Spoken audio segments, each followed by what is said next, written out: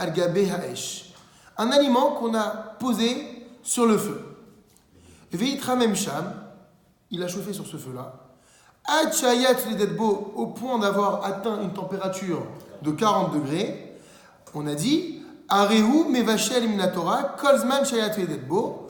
On entraîne donc une cuisson qui est interdite par la Torah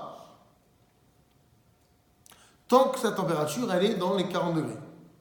Afilu imusar minaesh.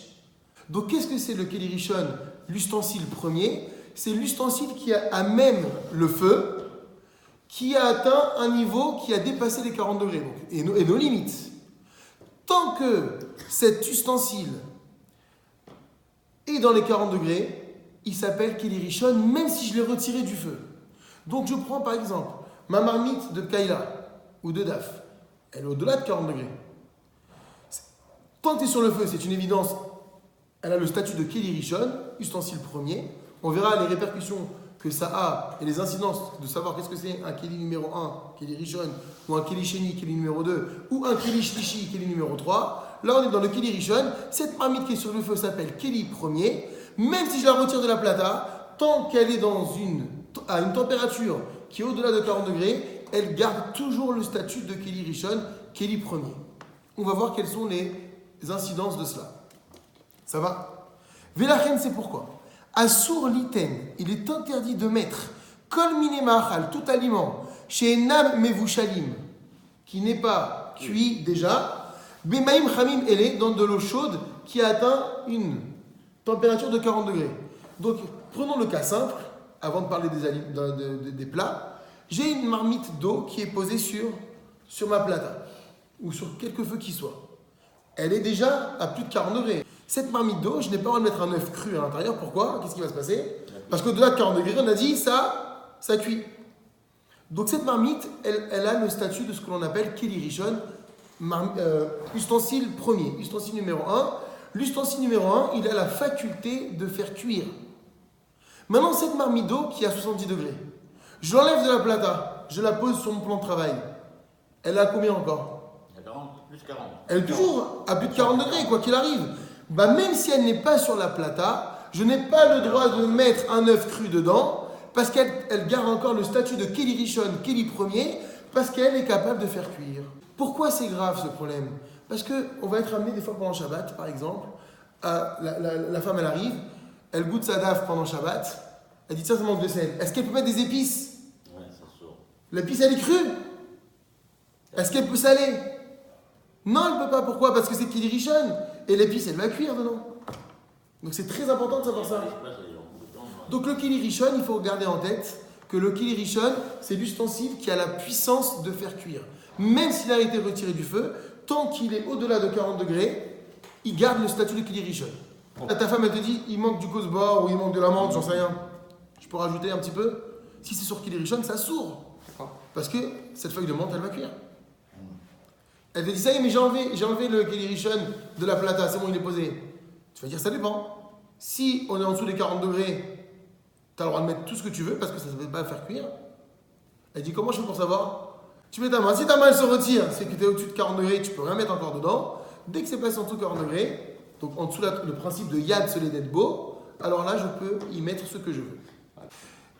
Maintenant, si la température n'est plus à 40 degrés mais en dessous, Moutar les Chamembo Kol Davar, il sera permis de réchauffer donc dans cette marmite d'eau ou quoi que ce soit, tout ce qu'on veut.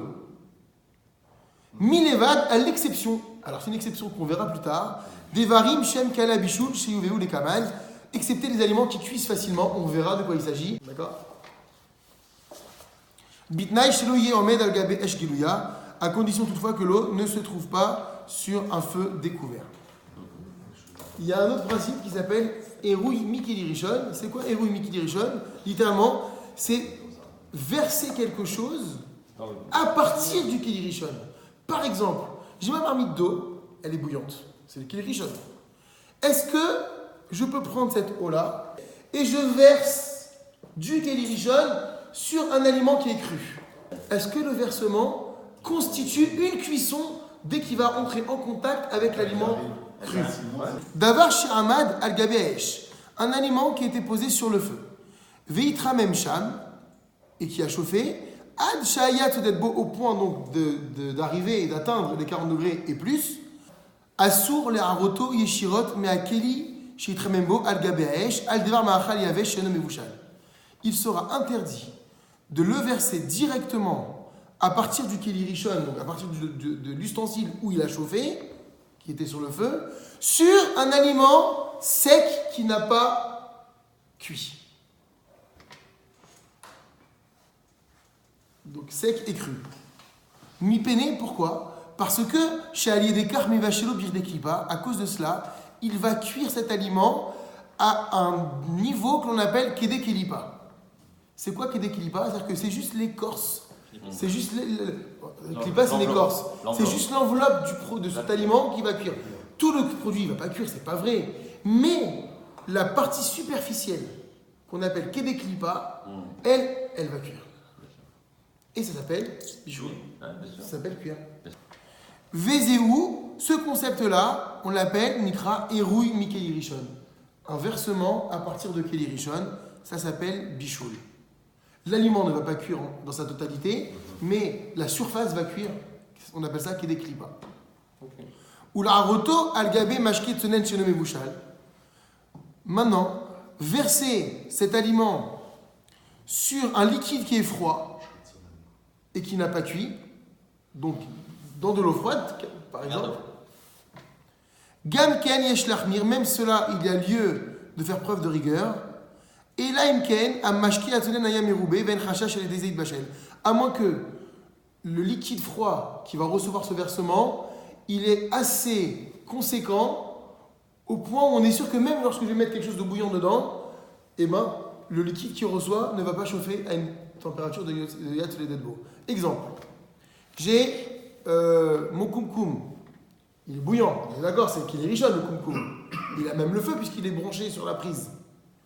Est-ce que je prends mon kumkum et vider ce kumkum-là dans une bassine qui contient de l'eau froide ? Oui, à condition que lorsque je vais vider mon kumkum dans cette bassine d'eau froide, il y a assez d'eau dans la bassine pour ne pas qu'elle atteigne au contact de l'eau qui est versée la température de 40 degrés. Ou moutar les harot mikeli rishon les torkos au kara, on a dit qu'il est permis également donc de verser. Donc, depuis le Keli Rishon, le premier Keli, dans un verre ou dans un plat, qui ont été rincés et où il reste des gouttes d'eau. Mais la reine, ainsi, a roté les harot mimecham shel Shabbat. Celui qui veut verser de l'eau chaude d'une bouilloire de Shabbat, donc du kumkum. Les torkos dans un verre. Veyesh bakos kamatipot, et que dans ce verre, il y a des gouttes d'eau froide, parce que je viens de le rincer. En sarich lenageva, il n'y a pas d'obligation de les essuyer, de les sécher.